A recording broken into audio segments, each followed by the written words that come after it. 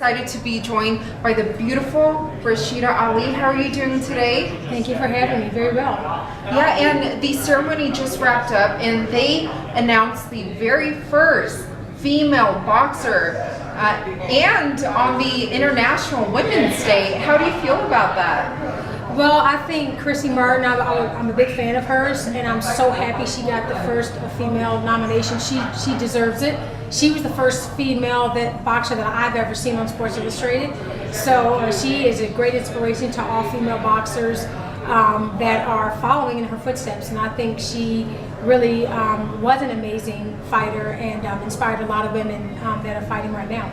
Well, speaking of being inspirational, of course, your father, Muhammad Ali, the greatest of all time, Muhammad Ali. And today is the 45th anniversary of the fight of the century.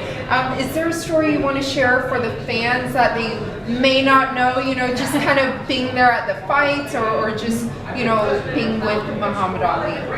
Well, the fight of the century is, it's quite an honor to be titled that, because most fights don't even get that honor. But it truly was an amazing fight. I mean, of course, I was 1 year old when it took place, but watching that fight, it would go down as one of the greatest, most exciting fights in our time, in my opinion. Watching that fight is definitely in the archives of one of the greatest fights, because it had some social conscious ramifications, because it was not just a fight about two great boxers, the greatest against Smokin' Joe. It was political. My dad was anti-establishment, and Joe Frazier was pro-war, and so it really pretty much got everyone excited about that fight from a social standpoint and also athletically. So I just think it was just really amazing. The guys got paid. They were guaranteed $2.5 million. That was the purse, and we look at that like that's nothing now, but back then that was a lot of money. The fights back then were $150. Everybody could afford it. A whole different form now, but when you look at that fight, it really was the beginning of a more national, forecasted, global fight, and I think that put those two guys pretty much on the map. Now, in your speech today, you mentioned how they were Spartans, they were like warriors, and compared to the boxers today. But do you have a favorite boxer you like to watch the most today?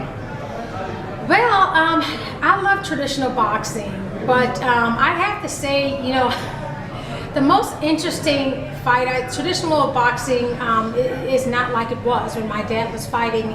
And it wasn't like in the Joe Frazier, Ken Norton, Leon Spinks, Larry Holmes, Muhammad Ali. That was fun.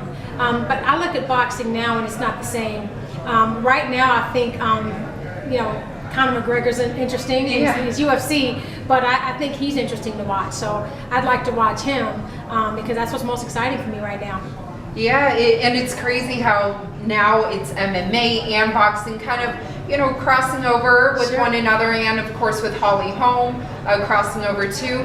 But you brought home a beautiful piece of new trophy today, and where will that be put? And have you told your dad yet about it? No, in fact, I'm going to give him a call today. I received a wonderful honor for my dad for the 45th anniversary of the fight of the century, and he's going to be excited to see it. It's absolutely beautiful, and most likely he'll put it in the Muhammad Ali Center, which is a cultural museum that he built back in 2006 in his hometown of Louisville, Kentucky.